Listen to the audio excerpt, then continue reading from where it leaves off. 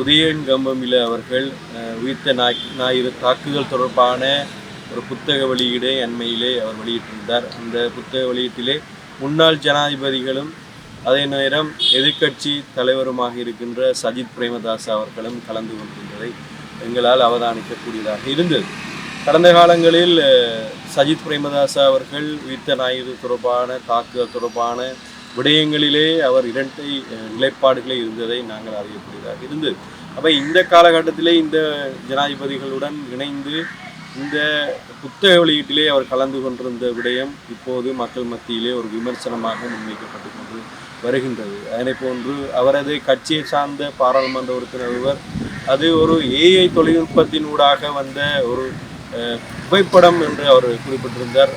ஆனால் என்னதான் குறிப்பிட்டிருந்தாலும் பொய்களை மறைக்க முடியாது, உண்மைகள் வெளியில் வந்தவனை தான் இருந்து கொண்டிருக்கின்றது.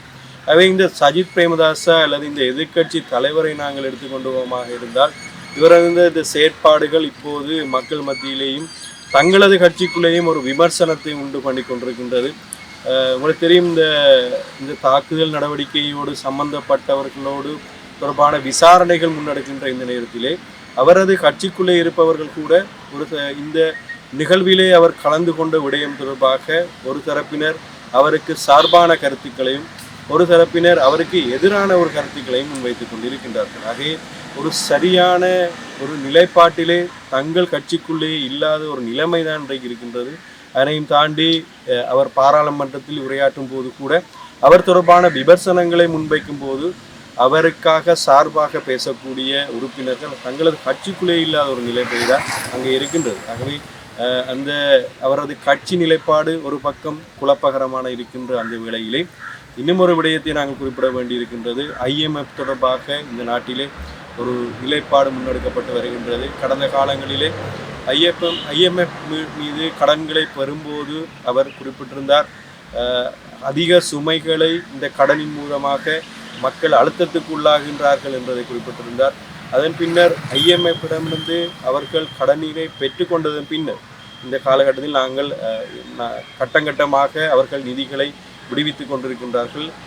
நிதிகள் கிடைக்கப்பெற்றதன் பின்னர் அவர் இன்னும் ஒரு கருத்தை வெளியிட்டிருந்தார். இந்த நிதிகள் மக்களுக்கு சார்பாகவும் சுமையாகவும் இல்லாமல் இலகுவான முறையிலே அந்த கடன்களை இலகுபடுத்த வேண்டும் என்பதை அவர் கருத்துக்களை வெளியிட்டிருந்தார்.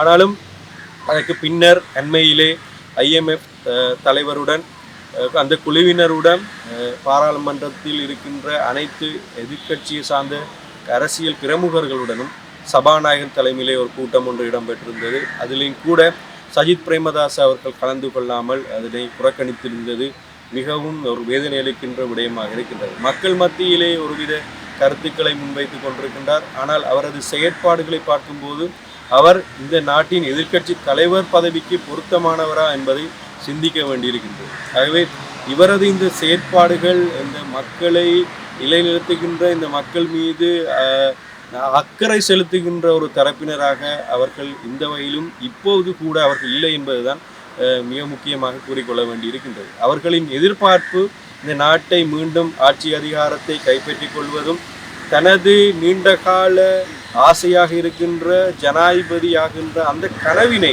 நினைவாக்கி கொள்வதற்கான ஒரு முயற்சியைத்தான் அவர்கள் ஈடுபட்டு கொண்டிருக்கிறார்களே தவிர மக்களின் நலன்களையோ அல்லது மக்களின் தேவைகளையோ சம்பந்தமாக அவர்கள் எப்போதுமே மக்கள் சார்பாக இணைந்து கொள்வதில்லை என்பதுதான் எங்களது ஒரு கவலை அளிக்கின்ற விடயமாக இருக்கின்றது. ஆகவே இன்று அரசாங்கம் சரியான பாதையில் முன்னெடுத்து கொண்டு வருகின்ற இந்த நேரத்திலே இருக்கின்ற குறைபாடுகளை எதிர்க்கட்சியினர் விமர்சனம் செய்யலாம். நிச்சயமாக எதிர்க்கட்சியாக நாங்கள் இருந்த காலத்தில் கூட எங்களது கௌரவ ஜனாதிபதி அனுரகுமார் திசாநாயக்க அவர்கள் அந்த காலத்தில் எதிர்க்கட்சி ஆசனத்தில் இருந்து கொண்டு அந்த காலத்தில் இருந்த அரசாங்கம் மேற்கொண்ட தவறுகளை சுட்டிக்காட்டி மக்களுக்காக நலன்களை இந்த விடயத்தில் முன்னெடுங்கள் என்று ஆலோசனைகள் நாங்கள் வழங்கி கொண்டிருந்தோம். சிறந்த விடயங்களுக்கு நாங்கள் ஆதரவும் வழங்கி கொண்டிருந்தோம். ஏன், அவை அனைத்துமே மக்களின் நலனுக்காக தான் நாங்கள் செயற்பட்டோம். ஆனால் இன்று இங்கே இருக்கின்ற எதிர்க்கட்சியினர் மக்களை சிந்திக்கின்ற ஒரு எதிர்க்கட்சியாக இல்லை, தங்களது சுயலாபங்களையும் தங்களது எதிர்கால ஆசைகளை நிறைவேற்றிக் கொள்வதற்காக முற்படுகின்ற ஒரு எதிர்க்கட்சியாகத்தான் இப்போதும் இருந்து கொண்டிருக்கின்றார்கள். நாங்கள் அவர்களுக்கு ஒரு விடயத்தை நாங்கள் கேட்டுக்கொள்ள விரும்புகின்றோம்.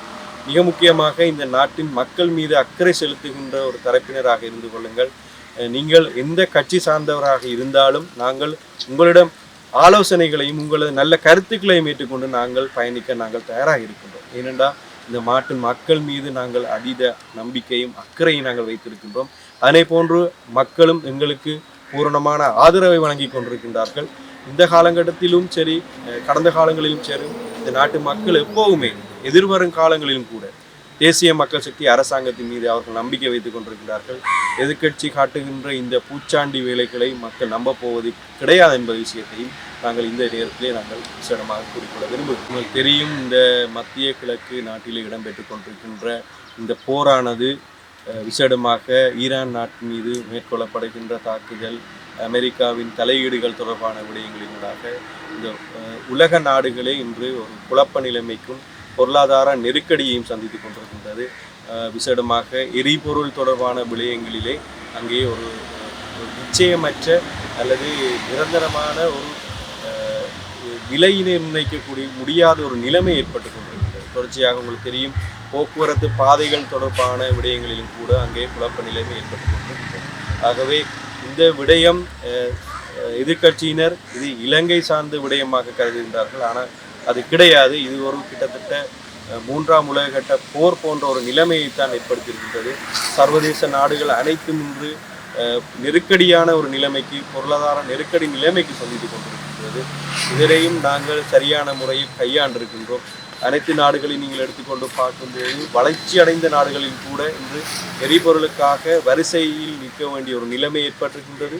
இன்னும் பல நாடுகளிலே எரிபொருளை பெற்றுக்கொள்ள முடியாத அதிகரித்த விலைகள் நிர்ணயிக்கப்பட்டது. ஆனால் இந்த இலங்கை அரசாங்கம் ஒரு சிறிய நாட்டுக்குள்ளே பொருளாதாரத்தில் வீழ்ச்சியடைந்த வங்குரோத்தடைந்த நாட்டிலே நாங்கள் பொறுப்பேற்றதுக்கு பின்னர் இந்த வங்குரோத்தடைந்த நாட்டில் இருந்து கொண்டு நாங்கள் அந்த எரிபொருள் தொடர்பான விடயங்களிலே நாங்கள் சரியான ஒரு நிலைப்பாட்டினை திட்டங்களை வகுத்திருந்தோம். அந்த அடிப்படையிலே எரிபொருளின் விலையினை ஒரு கட்டுப்பாட்டுக்குள் வைத்திருக்கின்றோம். அதற்கு ஏற்படுகின்ற நஷ்டங்களை கூட அரசாங்கம் ஏற்றுக்கொண்டிருந்தது. இந்த வரிசை யுகத்தை கடந்த காலங்களில் ஏற்படுத்தியிருப்பார்கள். ஆனால் நாங்கள் தாராளமான எரிபொருள் வழங்கு நிலைமையை நாங்கள் உண்டு பண்ணியிருக்கின்றோம். ஏனைய நாடுகளில் கூட, எங்களது இந்தியா, ரஷ்யா போன்ற நாடுகளிலும் கூட நாங்கள் அவர்களோட ராஜதந்திர ரீதியான கலந்துரையாடல்களை மேற்கொண்டிருக்கின்றோம். தொடர்ச்சியாக எரிவாயு தொடர்ச்சியாக கிடைப்பதற்கான ஏற்பாடுகளை நாங்கள் செய்திருக்கின்றோம். ஆகவே மிக முக்கியமான விடயத்தை நாங்கள் இந்த நேரத்தில் குறிப்பிடாக வேண்டும்.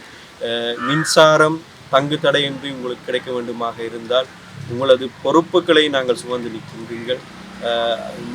தொடர்ச்சியான மின் வளங்களை ஏற்படுத்த வேண்டுமாக இருந்தால் நிச்சயமாக நாங்களும் சில விட்டுக் கொடுப்புகளை மேற்கொள்ள வேண்டும். எங்களது மின் பாவனைகளை எங்கள் கட்டுப்பாட்டுக்குள்ளே நாங்கள் வைத்துக் கொள்ள வேண்டும். தேவையற்ற மின்சார பாவனைகளை தடுத்து வைத்துக் கொள்வதும், இரவு நேரங்களில் கூடுதலான மின் பாவனையை குறைத்துக் கொள்வதற்குமான நடவடிக்கைகளை மேற்கொள்ள வேண்டும். நான் நினைக்கிறேன் அனைத்து மக்களும் இந்த விடயத்தில் அவர்கள் புரிந்து கொண்டிருக்கின்றார்கள்.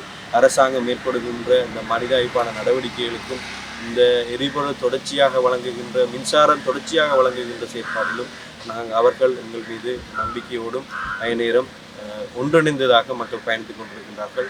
புதிய சுற்று நிறுவனங்களை நாங்கள் வெளியிட்டிருக்கின்றோம். அதன் அடிப்படையிலே அரசு நிறுவனங்கள், தனியார் நிறுவனங்கள், பொதுமக்கள் அனைவரும் ஒன்று சேர்ந்து இந்த விடயத்தை கையாண்டு கொள்வதற்காக தொடர்ச்சியாக மின் பாவனையை உங்களால் ஈடு செய்து கொள்ள முடியும் என்பதை நாங்கள்